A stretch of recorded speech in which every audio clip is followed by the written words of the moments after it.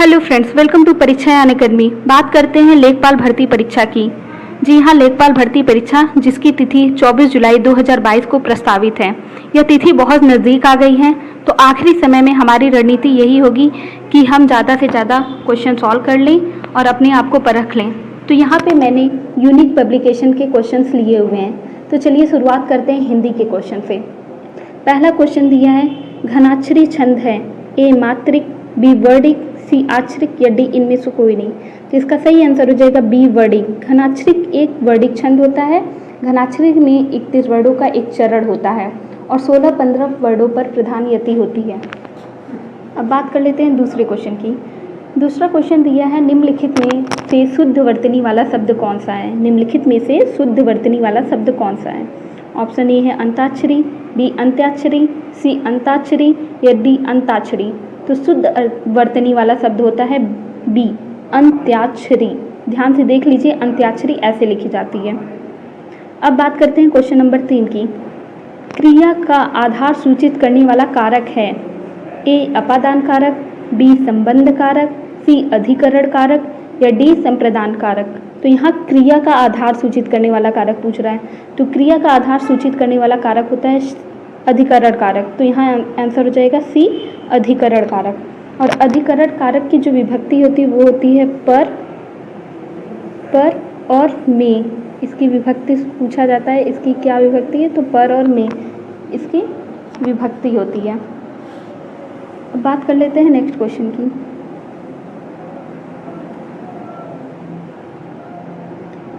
Question number 4 दिया है, हिंदी भाषा के उद्भव और विकास का सही क्रम चुनिए। इसका दिया है ऑप्शन ए संस्कृत, पाली, प्राकृत, अपभ्रंश, सौरसेनी, पश्चिमी हिंदी, खड़ी बोली, बी संस्कृत, प्राकृत, अपभ्रंश, पाली, सौरसेनी, पश्चिमी हिंदी, खड़ी बोली, सी संस्कृत, पाली, प्राकृत, अपभ्रंश, खड़ी बोली, सौरसेनी, पश्चिमी हिंदी, डी पाली, प्राकृत, अपभ्रंश, संस्कृत, सौरसेनी, पश्चिमी हिंदी या खड़ी बोली। तो हिंदी भाषा के उद्भव और विकास, इसकी मैंने आपको ट्रिक के माध्यम से आपको बताया जा चुका है। ट्रिक में बताया गया था। वैसे पापरा आए हैं तो वैदिक संस्कृत सबसे पहले आती है। तो यहाँ वैदिक संस्कृत नहीं दिया है, लेकिन संस्कृत दिया है, फिर पाली दिया है, फिर प्रा से प्राकृत, फिर अ से अपभ्रंश दिया है, फिर अपभ्रंश से ही मैंने बताया था अवहट, सौरसेनी, पश्चिमी हिंदी का विकास होता है, फिर उसके बाद आती है खड़ी बोली। तो इसका सही आंसर हो जाएगा ऑप्शन नंबर ए। आप एक बार जाके प्लेलिस्ट से वो वीडियो जरूर देख लीजिएगा। अब बात करते हैं हम नेक्स्ट क्वेश्चन की। नेक्स्ट क्वेश्चन दिया है, आगामी का विलोम होता है। आगामी का विलोम होता है, विलोम पूछ रहा है। ऑप्शन दिया है ए प्रतिभागी, बी विगत, सी आगत या डी भविष्य। तो इसका सही आंसर हो जाएगा बी विगत। आगामी का विलोम होता है विगत, उसी तरह आगत का होता है अनागत। अब बात कर लेते हैं हम लोग क्वेश्चन नंबर 6 की। उपयुक्त समास चिन्हित कीजिए। इसमें समास पूछ रहा है। समास दिया है पथभ्रष्ट। तो पथभ्रष्ट का इसमें कौन सा होगा, ए अव्ययी भाव समास, बी द्वंद्व, सी तत्पुरुष या डी कर्मधारय। तो इसका जो सही आंसर होगा वो तत्पुरुष। पथभ्रष्ट, अगर आप इसका विग्रह करेंगे तो होगा पथ से भ्रष्ट, पथ से भ्रष्ट, पथ से भ्रष्ट। तो यहाँ पथ अलगाव हो रहा है, तो यहाँ अपादान तत्पुरुष हो जाएगा, यानी पथ से भ्रष्ट। तो ये तत्पुरुष समास होगा। अब हम लोग नेक्स्ट क्वेश्चन की ओर बढ़ते हैं। नेक्स्ट क्वेश्चन दिया है, तिलक किस प्रकार का शब्द है। ए तत्सम, बी तद्भव, सी देशज या डी संकर। तो तिलक होता है तत्सम शब्द है। तिलक तत्सम शब्द होता है। इसका तद्भव होता है टीका। क्या होता है, टीका। तो हमारा ऑप्शन नंबर ए सही हो जाएगा। अब बात कर लेते हैं नेक्स्ट क्वेश्चन की। निम्न में से तालव्य ध्वनि है, ट, प, श या क। ऑप्शन ए है ट, बी प, सी श या डी क। ये भी आपको वर्णमाला में पढ़ाया जा चुका है। तो तालव्य ध्वनि हमारी जो होती है वो होती है श होती है। क्वेश्चन 9 दिया है, हास्य रस का स्थायी भाव है। हास्य रस का स्थायी भाव है, ए हास, बी रति, सी रौद्र या डी विभस। तो हास्य रस का स्थायी भाव होता है हास। अब हम लोग नेक्स्ट क्वेश्चन की ओर बढ़ते हैं। नेक्स्ट क्वेश्चन है, वागेश्वरी का पर्यायवाची शब्द क्या है? वागेश्वरी का पर्यायवाची शब्द क्या है? ए कमला, बी शारदा, सी सुखदा, डी प्रेमदा। तो वागेश्वरी यानी सरस्वती जी को वागेश्वरी कहा जाता है। उनका पर्यायवाची होता है शारदा, वीणापाणी, वाग्देवी, हंसवाहिनी आदि अन्य और भी इनके पर्यायवाची होते हैं। तो वागेश्वरी का यहाँ सही पर्यायवाची क्या हो जाएगा? बी शारदा।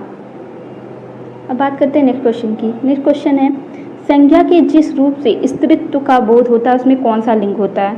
ए पुल्लिंग, बी स्त्रीलिंग, सी नपुंसक लिंग या डी उभयलिंग। तो संज्ञा से कि जिस रूप से स्त्रीत्व का बोध होता है उसे हम स्त्रीलिंग कहते हैं। तो आंसर नंबर बी इसका सही होगा। क्वेश्चन नंबर 12, दोनों शब्द किस प्रकार का संख्यावाचक विशेषण है? दोनों शब्द किस प्रकार का संख्यावाचक विशेषण है? ऑप्शन दिए है ए समुदाय बोधक, बी पुनरुक्ति बोधक, सी आवृत्ति बोधक या डी क्रम बोधक। तो दोनों शब्द ऑप्शन इसका हो जाएगा ए सही है, समुदाय बोधक, क्योंकि यहाँ समूह का बोध हो रहा है, एक से ज़्यादा है, इसलिए इसका आंसर हो जाएगा समुदाय बोधक। अब नेक्स्ट क्वेश्चन की ओर बढ़ते हैं। नेक्स्ट क्वेश्चन दिया है हिंदी का मानक रूप किस भाषा से विकसित हुआ है? तो हिंदी का मानक रूप किस भाषा से विकसित हुआ है? ऑप्शन दिया है ए खड़ी बोली, बी अवधी, सी ब्रज या डी मालवी। तो हिंदी का मानक रूप ए खड़ी बोली से विकसित हुआ है। खड़ी बोली पश्चिमी हिंदी में शामिल है। पश्चिमी हिंदी में शामिल अन्य भाषाएं और कौन कौन सी हैं? ब्रजभाषा, कन्नौजी, बुंदेली, बांगरू और राजस्थानी। इसका ट्रिक बताया गया था आपको, हड़ी खड़ी ब्रज बुक। और पश्चिमी हिंदी का विकास किससे हुआ है? सौरसेनी अभ्रंश से, ये अक्सर पूछता है। हम बात कर लेते हैं नेक्स्ट क्वेश्चन की। आपकी सब राह देख रहे हैं, रेखांकित शब्द कौन सा सर्वनाम है? यहाँ पूछ रहा है आप कौन सा सर्वनाम है? तो आप क्या होता है? ए ऑप्शन दिया प्रश्नवाचक सर्वनाम, संबंधवाचक सर्वनाम, सी निश्चयवाचक सर्वनाम और डी निजवाचक सर्वनाम। तो आप जो होता है वो निजवाचक, यहाँ ये निजता को दर्शा रहा है, तो ये कौन सा हो जाएगा? डी निजवाचक सर्वनाम। अब क्वेश्चन नंबर 15 की बात करते हैं। अपने मत को मानने वाले के लिए कौन सा शब्द सही है? ए दिया है स्वेच्छाचारी, बी स्ववश्य, सी आत्माभिमत या डी मतानुयायी। तो इसका सही आंसर हो जाएगा सी आत्माभिमत। तो अपने मत को मानने वाले के लिए सही शब्द कौन सा होता है? आत्माभिमत। अब हम लोग नेक्स्ट क्वेश्चन की ओर बढ़ते हैं। नेक्स्ट क्वेश्चन है उत से निर्मित शब्द है। उत से निर्मित शब्द है। ऑप्शन ए है अवकाश, बी अपकार, सी उच्चारण, डी अध्ययन। तो उत से निर्मित शब्द है सी उच्चारण। सी उच्चारण। आप उच्चारण का अगर संधि विच्छेद करेंगे तो उसमें भी आता है उत्धनचारण। तो यहाँ से आप पकड़ लेंगे कि ये कौन सा है? उत उपसर्ग का प्रयोग किया गया है। अब क्वेश्चन नंबर 17 की बात करते हैं। क्वेश्चन नंबर 17 में दिया है वाक्यों के अशुद्ध भाग यानी त्रुटिपूर्ण भाग का चयन कीजिए। यदि कोई त्रुटि न हो तो भाग डी को चिन्हित कीजिए। यहाँ पे हमको जिस भाग में त्रुटि है उसको बताना होगा। ऑप्शन ए है धनवान को व्यर्थ, बी है बेकार में सहायता, सी है देकर कोई लाभ न होगा और डी दी है कोई त्रुटि नहीं है। तो अगर आप इसका सही सेंटेंस एक वाक्य बनाएंगे तो बनेगा धनवान को व्यर्थ बेकार में सहायता, धनवान को व्यर्थ सहायता देकर कोई लाभ ना होगा। यहाँ जो बेकार दिया है ये फालतू दे दिया, यहाँ इसकी कोई ज़रूरत नहीं है। तो इसका आंसर हो जाएगा 17 का बी। अब हम नेक्स्ट क्वेश्चन की ओर बढ़ते हैं।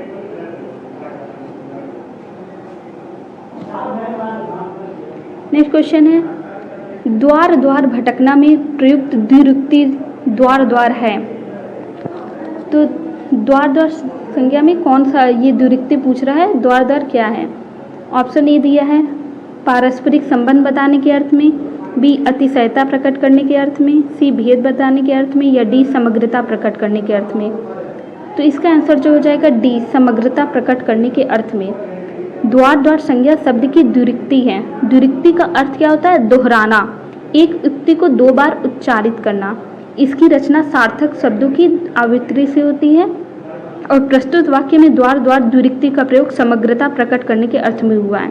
तो इसलिए इसका सही आंसर हो जाएगा डी। अब नेक्स्ट क्वेश्चन की बात करते हैं। कट जाना मुहावरे का अर्थ क्या होता है? ऑप्शन दिया ए शर्मिंदा होना, बी टुकड़ों में बंटना, सी विभाजित करना या डी आंखें चुराना। तो इसका सही आंसर हो जाएगा ए शर्मिंदा होना। कट जाने मुहावरे का अर्थ होता है शर्मिंदा होना। अब बात करते हैं क्वेश्चन नंबर 20 की।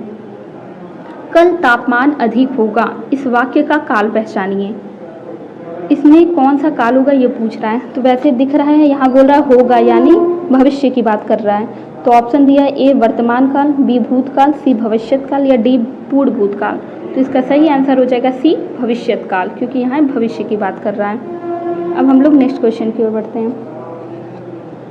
नेक्स्ट क्वेश्चन दिया है कड़ुआहट में शब्द डैश प्रत्यय है। कड़ुआहट में कौन सा प्रत्यय है पूछ रहा है। ए हट, टी, बी ट, सी आहट या डी आ।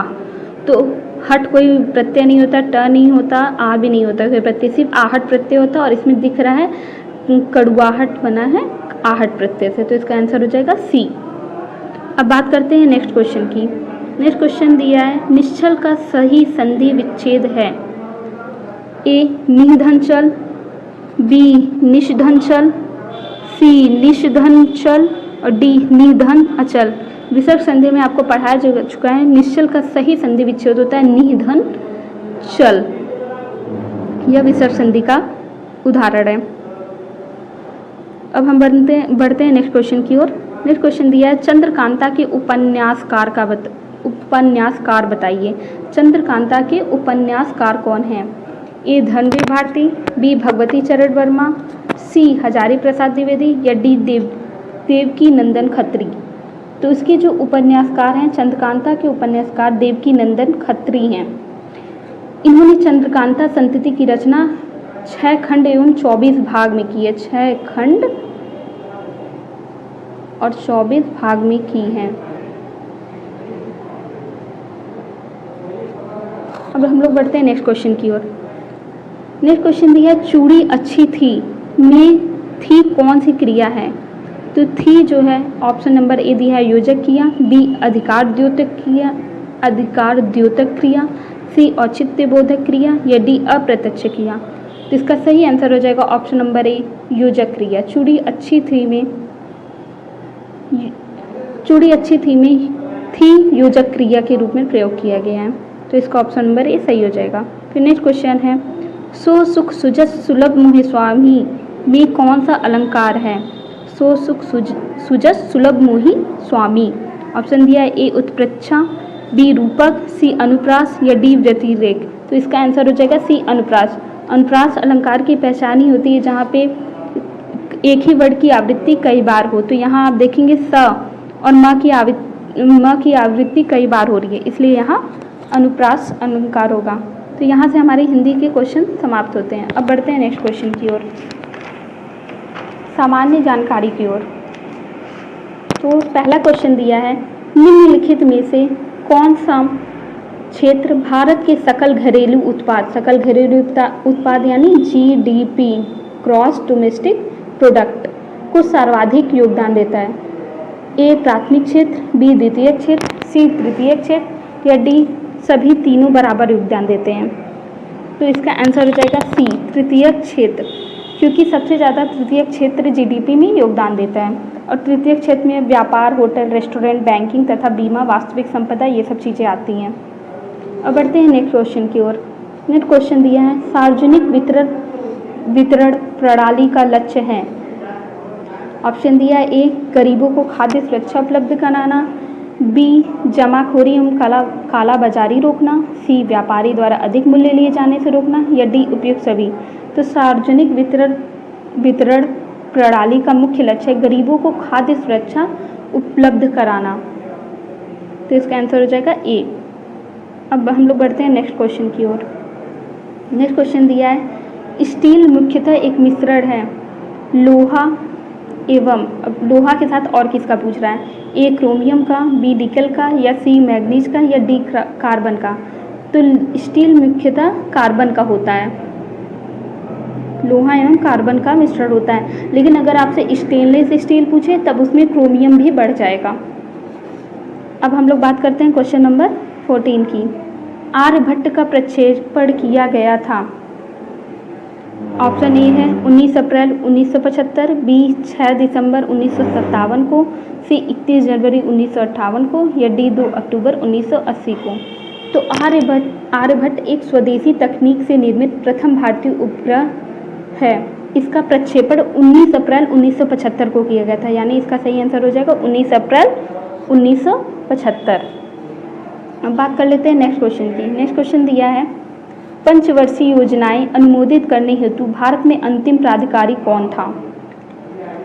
ए दिया है केंद्रीय मंत्रिपरिषद, बी योजना आयोग, सी प्रधानमंत्री, और डी इनमें से कोई नहीं। तो पंचवर्षीय योजनाएं का निर्माण वो अंतिम रूप से अनुमोदन इसका राष्ट्रीय विकास परिषद करता है, NDC, national development council, NDC करता है, लेकिन इसका निर्माण जो आयोग करता है। लेकिन इसमें पूछा क्या अनुमोदित, तो अनुमोदित कौन करता है, एनडीसी। तो इसका सही आंसर हो जाएगा इनमें से कोई नहीं, क्योंकि दिया ही नहीं है इसका ऑप्शन। अब हम लोग नेक्स्ट क्वेश्चन की ओर बढ़ते हैं। नेक्स्ट क्वेश्चन दिया है भारत में तंबाकू का सर्वाधिक उत्पादन करने वाला राज्य है। ए गुजरात, बी आंध्र प्रदेश, सी कर्नाटक, या D Madhya Pradesh.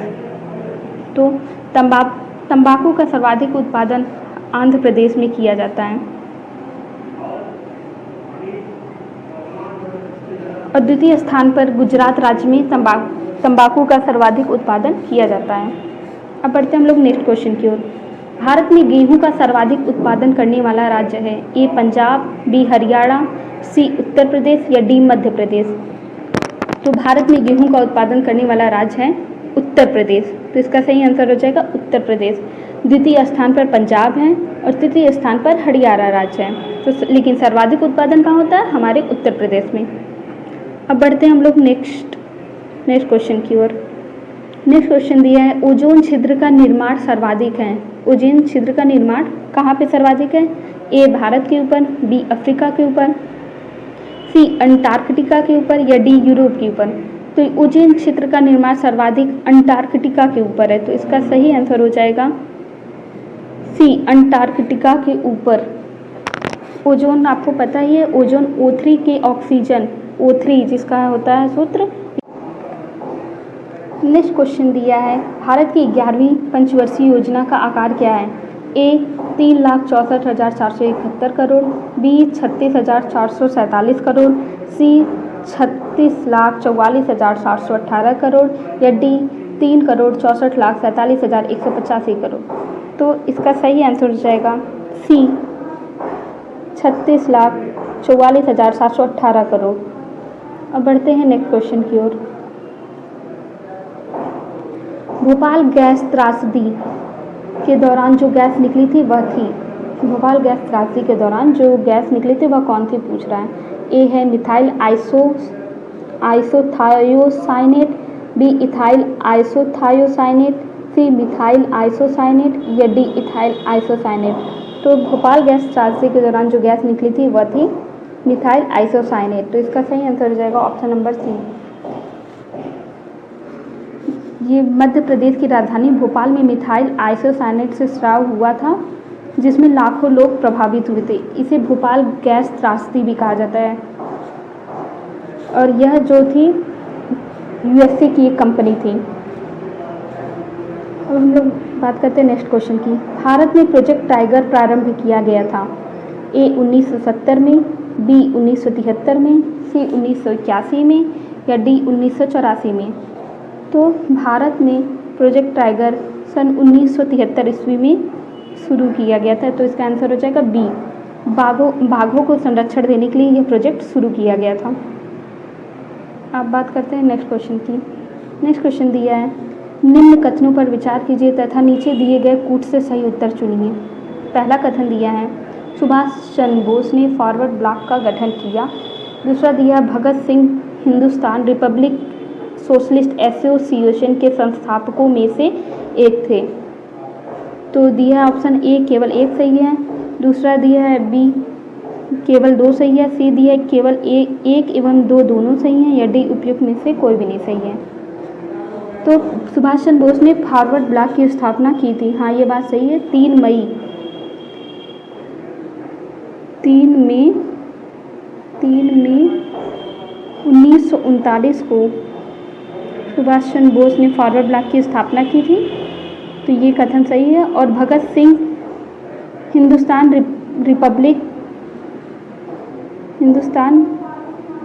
Republic Socialist Association के संस्थापकों में से एक थे, तो ये भी बात सही है। तो इसका आंसर हो जाएगा सी, एक व दोनों सही हैं।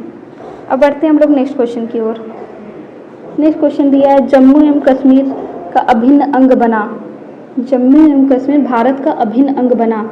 ए 26 अक्टूबर 1948 को, बी 26 नवंबर 1948 को, सी 26 अक्टूबर 1947 को, या डी इनमें से कोई नहीं।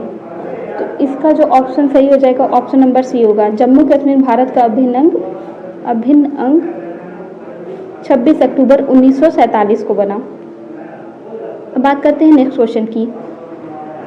अंग्रेजों के विरुद्ध भीलों द्वारा क्रांति प्रारंभ की गई थी। ए मध्य प्रदेश एवं महाराष्ट्र में, बी मध्य प्रदेश एवं बिहार में, सी बिहार एवं बंगाल में, या डी बंगाल एवं महाराष्ट्र में। तो कृषि संबंधी कष्ट तथा नए सरकार के भय से भीलों की आदिम जाति, ये जो भीलों की आदिम जाति थी जो पश्चिम भारतीय थे, इन्होंने 1812 से 19 के बीच अंग्रेजों के खिलाफ विद्रोह किया था, और यह विद्रोह इन्होंने मध्य प्रदेश एवं महाराष्ट्र में किया था। तो इसका ऑप्शन नंबर ए सही हो जाएगा। अब हम बात करते हैं नेक्स्ट क्वेश्चन की ओर। नेक्स्ट क्वेश्चन दिया है, सही जोड़े बनाइए तथा नीचे दिए गए कूट में से सही उत्तर चुनना है। ए दिया है चूक का सिद्धांत या हड़प नीति, बी दिया बंगाल का विभाजन, सी बंगाल में दोहरा शासन, और डी सामाजिक सुधार दिया। और इधर दिया है कर्जन, क्लाइव, डलहौजी, बेंटिक। तो यहाँ हमें इसका मिलाना है कि कौन किससे संबंधित है। तो चूक का सिद्धांत संबंधित है डलहौजी, चूक का सिद्धांत या हड़प नीति डलहौजी इससे संबंधित है। बंगाल का विभाजन कर्जन से संबंधित है, तो बी का हो जाएगा 1, बी का 1 हो जाएगा, ए का 3 हो जाएगा। बंगाल में दोहरा शासन क्लाइव की नीति थी, और सामाजिक सुधार बेंटिक की नीति थी। तो ए का हमारा 3 हो जाएगा, बी का 1, सी का 2 और डी का 4 हो जाएगा। तो हमारा ऑप्शन नंबर सी सही हो जाएगा। ऑप्शन नंबर सी सही हो जाएगा। अब बात करते हैं नेक्स्ट क्वेश्चन की। भारत का प्रथम परमाणु ऊर्जा केंद्र है। ए BARC, बी तारापुर परमाणु ऊर्जा, सी नरोरा परमाणु ऊर्जा केंद्र, या डी इनमें से कोई नहीं। तो भारत का प्रथम परमाणु ऊर्जा का केंद्र जो है वो है तारापुर परमाणु ऊर्जा। तो यहाँ हो जाएगा ऑप्शन नंबर बी सही हो जाएगा। ऑप्शन नंबर बी सही हो जाएगा। अब हम लोग बढ़ते हैं नेक्स्ट क्वेश्चन की ओर। नेक्स्ट क्वेश्चन दिया है, भारत में अधिकतम एवं न्यूनतम जनसंख्या के घनत्व वाले प्रदेश हैं। अधिकतम एवं न्यूनतम जनसंख्या के घनत्व वाले प्रदेश क्रमशः हैं। ए उत्तर प्रदेश एवं अरुणाचल प्रदेश, बी बिहार एवं अरुणाचल प्रदेश, सी उत्तर प्रदेश एवं सिक्किम, या डी पश्चिम बंगाल एवं सिक्किम। तो इसका सही आंसर हो जाएगा बी बिहार एवं अरुणाचल प्रदेश। 2011 की जनगणना के अनुसार भारत में अधिकतम जनघनत्व वाला प्रदेश बिहार एवं न्यूनतम जनघनत्व वाला प्रदेश अरुणाचल प्रदेश है। तो यहाँ इसका ऑप्शन नंबर भी सही हो जाएगा। अब देख लेते हैं नेक्स्ट क्वेश्चन की। बाल गंगाधर तिलक द्वारा राष्ट्रीयता को बढ़ावा देने हेतु अखबार निकाला जाता था। ए युगांतर, बी देशभक्ति, सी केसरी, या डी क्रांति। तो राष्ट्रीयता को बढ़ावा देने के लिए उन्होंने केसरी अखबार निकाला था। तो यहाँ ऑप्शन नंबर सी सही हो जाएगा। ये केसरी जो अखबार था ये अंग्रेजी में था, और इन्होंने एक और अखबार निकाला था जो था मराठा अखबार। ये नहीं, केसरी अखबार मराठा में था। केसरी अखबार मराठा में था और मराठा अखबार अंग्रेजी में था। ये कन्फ्यूज़न हो जाती है अक्सर, तो इसको मराठा अंग्रेजी और केसरी मराठा में था। केसरी मराठा में था, ये मराठा भाषा में था, मराठी भाषा में। अब हम लोग नेक्स्ट क्वेश्चन की ओर बढ़ते हैं। नेक्स्ट क्वेश्चन दिया है, इंग्लैंड की ईस्ट इंडिया कंपनी को भारत में प्रथम निर्णायक सैन्य सफलता मानी जाती है। ए बक्सर का युद्ध, बी प्लासी का युद्ध, पानीपत का युद्ध या डी हल्दी घाटी का युद्ध। ईस्ट इंडिया कंपनी जिससे यहाँ पे भारत में उसकी निर्णायक सैन्य सफलता मानी गई, वह युद्ध था बक्सर का युद्ध। वह बक्सर का युद्ध था। 23 अक्टूबर सन 1764 को यह युद्ध हुआ था। 23 अक्टूबर सन 1764 को यह युद्ध हुआ था। अब बात कर लेते हैं नेक्स्ट क्वेश्चन की। नेक्स्ट क्वेश्चन दिया है भारत प्राचीन सुपर महाद्वीप गोंडवाना लैंड का भाग था। इसमें वर्तमान समय का निम्न भूभाग शामिल था। पूछ रहा है इसमें वर्तमान समय का और कौन सा भूभाग शामिल था। भारत क्योंकि गोंडवाना लैंड का भाग था। ऑप्शन ए दिया है दक्षिण अमेरिका, बी अफ्रीका, सी ऑस्ट्रेलिया या डी ये सभी। तो उस टाइम गोंडवाना लैंड के भाग थे भारत, दक्षिण अमेरिका, अफ्रीका, ऑस्ट्रेलिया। तो यहाँ पे ये सभी सही हो जाएगा आंसर। तो इसका ऑप्शन नंबर डी सही होगा। अब बढ़ते हैं हम लोग नेक्स्ट क्वेश्चन की तरफ। नेक्स्ट क्वेश्चन है प्रकाश वर्ष इकाई है ए समय की, बी दूरी की, सी प्रकाश की गति की, डी प्रकाश की गति तुलना में गति की। तो प्रकाश वर्ष दूरी की इकाई है। प्रकाश वर्ष दूरी की इकाई है। प्रकाश वर्ष कैसे कहते किसे? प्रकाश द्वारा एक वर्ष में चली गई दूरी को प्रकाश वर्ष कहते हैं। बात कर लेते हैं नेक्स्ट क्वेश्चन की। नेक्स्ट क्वेश्चन दिया है भारत के संविधान के 44वें संशोधन द्वारा निम्नलिखित अधिकार को मौलिक अधिकार की श्रेणी से हटा दिया गया है। तो कौन सा मौलिक अधिकार की श्रेणी से हटा दिया है ये पूछ रहा है। तो है ए अभिव्यक्ति की स्वतंत्रता, बी संवैधानिक उपचार, सी संपत्ति या डी धन की स्वतंत्रता। तो 44वें संशोधन द्वारा संपत्ति के अधिकार को एक कानूनी अधिकार बना दिया। इसे मूल अधिकार से हटा के एक कानूनी अधिकार बना दिया गया। हम बढ़ते हैं नेक्स्ट क्वेश्चन की ओर। नेक्स्ट क्वेश्चन दिया है राज्यसभा के सदस्य बनने हेतु अर्हताओं के संदर्भ में निम्नलिखित कथनों पर विचार कीजिए तथा उनके नीचे दिए गए कूट के से सही उत्तर चुनिए। यहाँ हमें कूट से सही उत्तर चुनना है। तो पहला दिया है उम्र में कम से कम 30 वर्ष का होना चाहिए। जहाँ से अभ्यर्थी को निर्वाचित किया जाना है उस राज्य की मतदाता सूची में मतदाताओं के रूप में पंजीकृत होना चाहिए। राज्य के अंतर्गत लाभ का पद धारित नहीं होना चाहिए। इसके कूट दिया है ए 1 एवं 2 सही हैं, बी 1 एवं 3 सही हैं, सी 2 एवं 3 सही हैं, डी 1, 2 एवं 3 सही हैं। इसका जो आंसर हो जाएगा वो हो जाएगा बी 1 और 3 सही हैं। इसमें सिर्फ उम्र में कम से कम 30 वर्ष का होना चाहिए और राज्य के अंतर्गत लाभ का पद धारित नहीं होना चाहिए और भारत का नागरिक होना चाहिए। अन्य इसकी योग्यताएं होती हैं। ये राज्यसभा के सदस्य बनने की अर्हताओं में से हैं ये दोनों। तो इसका ऑप्शन नंबर बी सही हो जाएगा। अब हम बढ़ते हैं नेक्स्ट क्वेश्चन की ओर। नेक्स्ट क्वेश्चन दिया है भारत के संविधान के अनुच्छेद 82 के अनुसार लोकसभा की सीटों का राज्य के मध्य आवंटन किस जनगणना के आधार पर किया गया? डैश यानी किस जनगणना के आधार पर किया गया है? ऑप्शन ए 1961, बी 1971, सी 1981 या डी 1991। तो इसका सही आंसर हो जाएगा बी 1971। अनुच्छेद 82 के अनुसार जनगणना की समाप्ति पर राज्यों को लोकसभा में स्थानों के आवंटन और प्रत्येक राज्य के प्रादेशिक निर्वाचन क्षेत्रों में विभाजन का समायोजन किया गया है। अब बढ़ते हैं हम लोग नेक्स्ट क्वेश्चन की ओर। नर्मदा नदी पर कौन सा बांध नहीं है? ए कोयना, बी इंदिरा नहर, सी सरदार सरोवर या डी गांधीनगर। तो नर्मदा नदी पर कोयना, इंदिरा और सरदार सरोवर ये तीनों बांध हैं, लेकिन गांधी सागर इस पर नहीं है। तो इसका सही आंसर हो जाएगा डी गांधी सागर। अब हम बढ़ते हैं नेक्स्ट क्वेश्चन की ओर। यहाँ से हमारा ग्रामीण समाज एवं विकास का क्वेश्चन शुरू होते हैं। क्वेश्चन दिया है पंचायत चुनाव होते हैं ए प्रत्येक 4 वर्षों में, बी प्रत्येक 5 वर्षों में, सी प्रत्येक 6 वर्षों में या डी सरकार की इच्छा अनुसार। तो पंचायत चुनाव प्रत्येक 5 वर्षों में कराए जाते हैं। तो इसका आंसर हो जाएगा बी प्रत्येक 5 वर्षों में और इसका वर्णन अनुच्छेद 243 अंग में है। अब बात करते हैं नेक्स्ट क्वेश्चन की। नेक्स्ट क्वेश्चन दिया है एक कॉलेज का विद्यार्थी अपने नगर की नगर परिषद में चुने जाने का इच्छुक है, उसके नामांकन की वैधता अन्य शर्तों के साथ साथ इस महत्वपूर्ण शर्त पर निर्भर होगी कि वह अपने कॉलेज के प्रचार से अनुमति प्राप्त कर ले, वह किसी राजनीतिक दल का सदस्य हो, उसका नाम मतदाता सूची में सम्मिलित हो, डी वह भारतीय संविधान के प्रति निष्ठा की घोषणा दाखिल करे। तो इसका सही आंसर हो जाएगा सी, उसका नाम मतदाता सूची में शामिल होना चाहिए। बढ़ते हैं नेक्स्ट क्वेश्चन की ओर।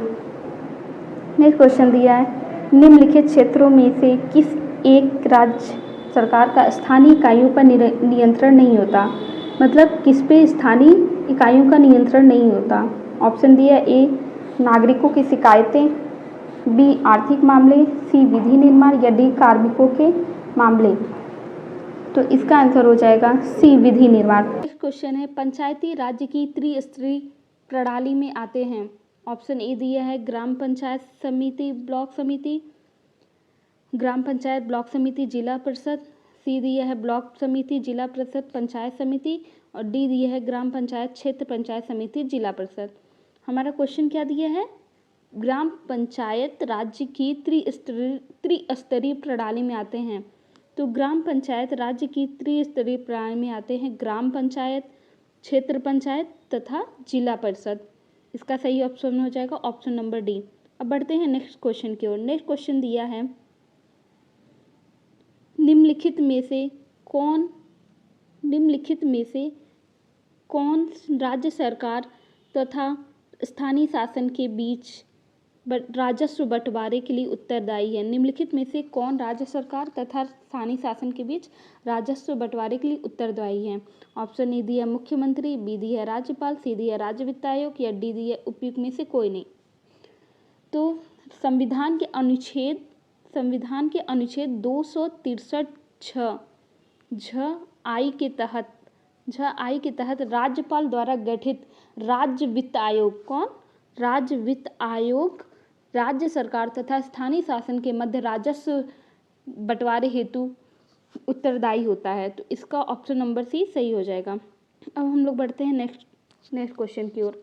नेक्स्ट क्वेश्चन दिया है, सूची वन को सूची 2 से सम्मिलित कीजिए और सही कूट से उत्तर का चयन कीजिए। सूची 1 दिया है, सूची 1 ए दिया है श्वेत क्रांति, बी भूरी क्रांति, सी नीली क्रांति और डी हरित क्रांति। सूची 2 में दिया उर्वरक उत्पादन, दूसरा दिया मत्स्य उत्पादन, अनाज उत्पादन और दुग्ध उत्पादन।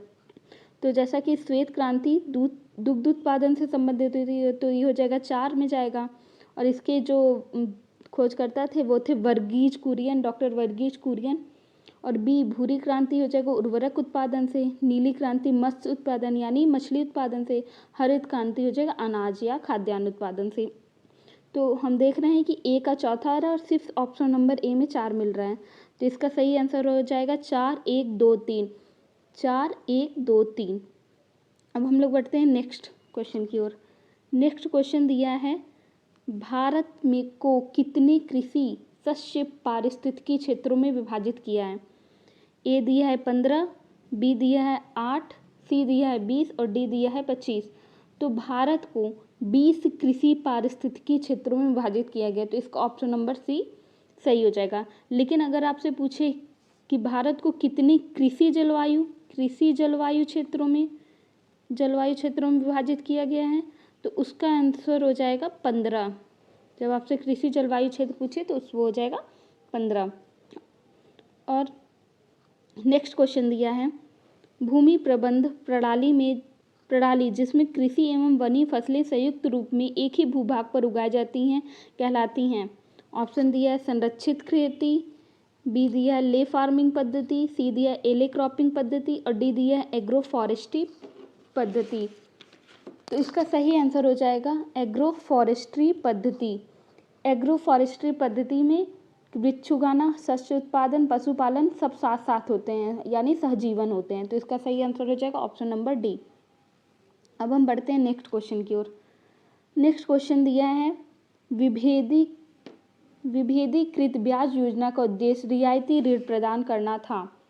ए समाज के कमजोर वर्गों के लिए, सार्वजनिक क्षेत्र के उद्योगों के लिए, पब्लिक लिमिटेड कंपनी के लिए, बड़े निर्यातकों के लिए।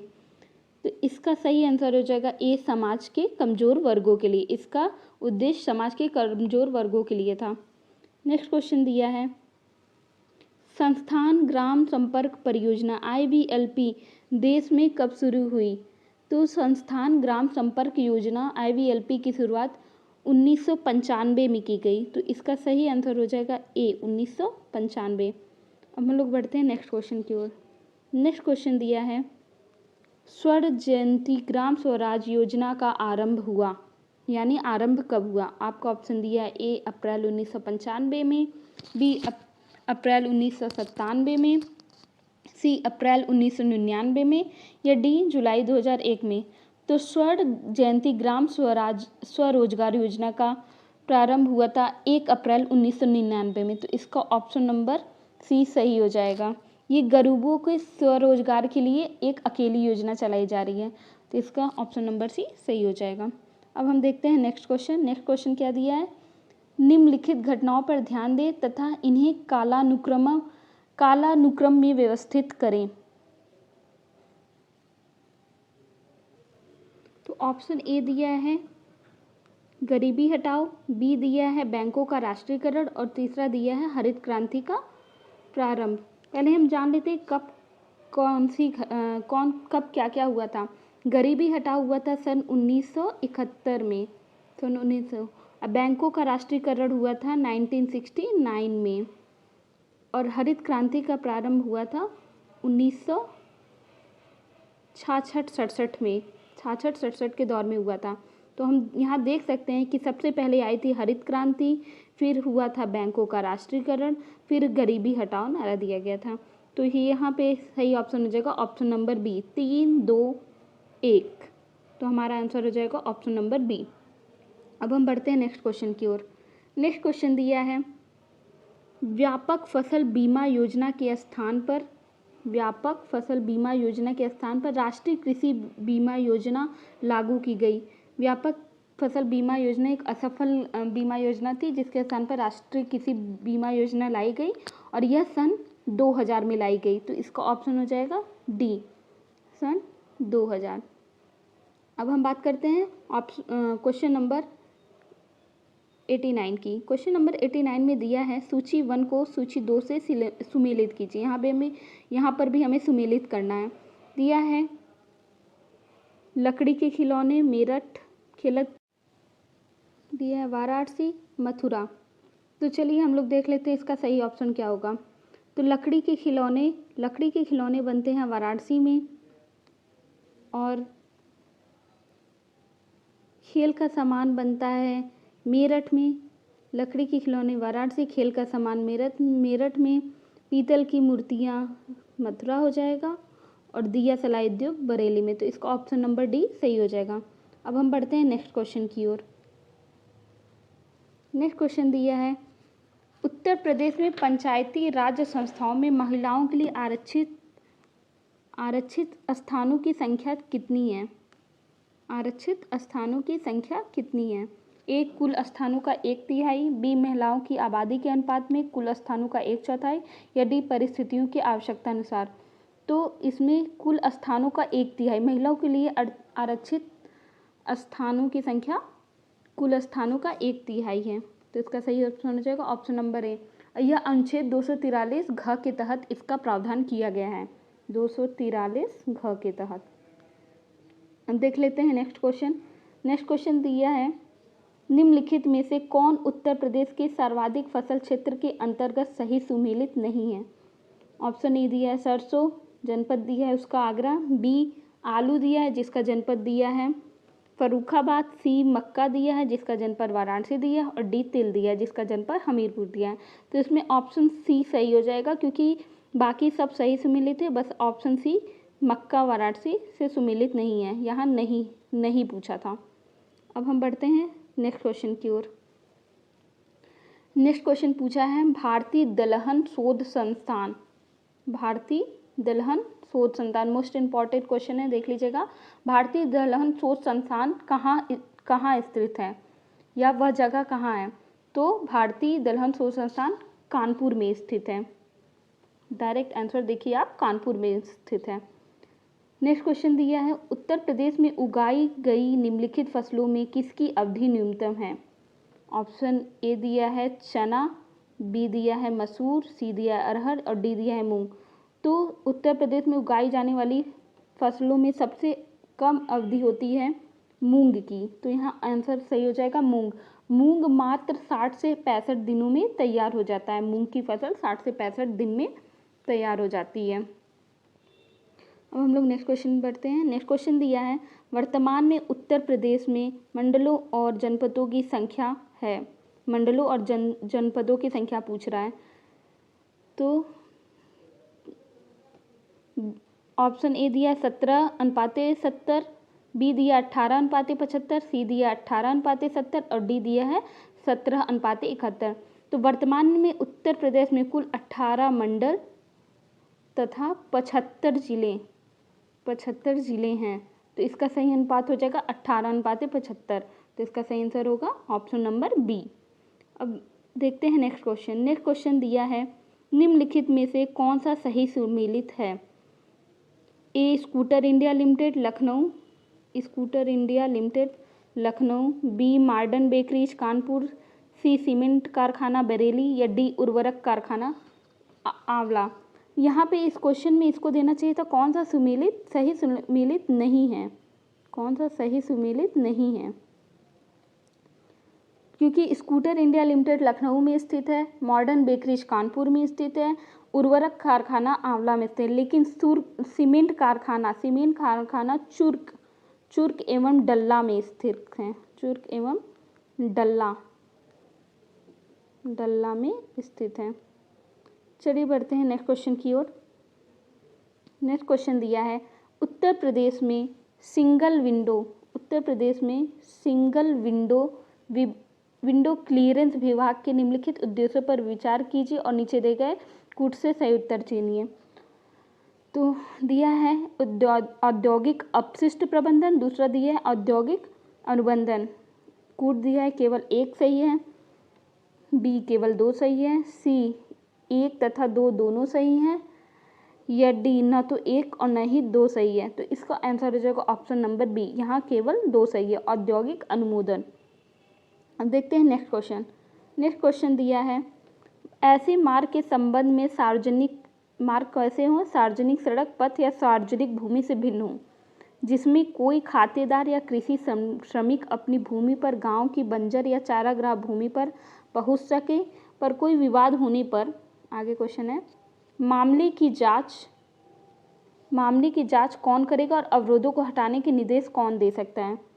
तो ऑप्शन दिया ए तहसीलदार, बी लेखपाल, सी राजस्व निरीक्षक या डी कलेक्टर। तो ऐसे मार्ग के संबंध में जिसमें कोई खातेदार या कृषि श्रमिक अपनी भूमि पर गांव की बंजर या चारागाह भूमि पर पहुंच सके, ऐसे पे निर्देश हम देते हैं तहसीलदार। तो इसका आंसर हो जाएगा ए तहसीलदार। ऑप्शन नंबर ए सही हो जाएगा। अब बात करते हैं नेक्स्ट क्वेश्चन की। नेक्स्ट क्वेश्चन दिया है निम्नलिखित में से उत्तर प्रदेश के व्यापार कर क्षेत्रों में किसका राजस्व संग्रह उच्चतम स्थान है। ऑप्शन दिया ए आगरा, बी कानपुर, सी गाजियाबाद या डी लखनऊ। तो इसका आंसर हो जाएगा ऑप्शन नंबर सी, गाजियाबाद का उच्चतम स्थान है। अब नेक्स्ट क्वेश्चन देख लेते हैं। 66 मोस्ट इंपॉर्टेंट क्वेश्चन। 66 गज इलाही में कितने गज होते हैं। ए 10 गज, बी 5 गज, सी 15 गज या डी 21 गज। तो 66 गज इलाही में 10 गज होते हैं। नेक्स्ट क्वेश्चन देखते हैं। एक कच्चा बीघा कितने वर्ग गज के समान है। एक कच्चा बीघा कितने वर्ग गज के समान है। ऑप्शन दिया ए 1008 वर्ग गज, बी 2008 वर्ग गज, सी 3000 गज, डी 4000 गज। तो इसका आंसर हो जाएगा ऑप्शन नंबर ए 1008 वर्ग गज। 1008 वर्ग गज। तो दोस्तों हमारी वीडियो यहीं समाप्त होती है। हमसे जुड़ने के लिए धन्यवाद और हमसे आगे इसी तरह जुड़े रहें। आगे आपको और इसी तरह प्रैक्टिस सेट अवेलेबल कराई जाएंगी। धन्यवाद।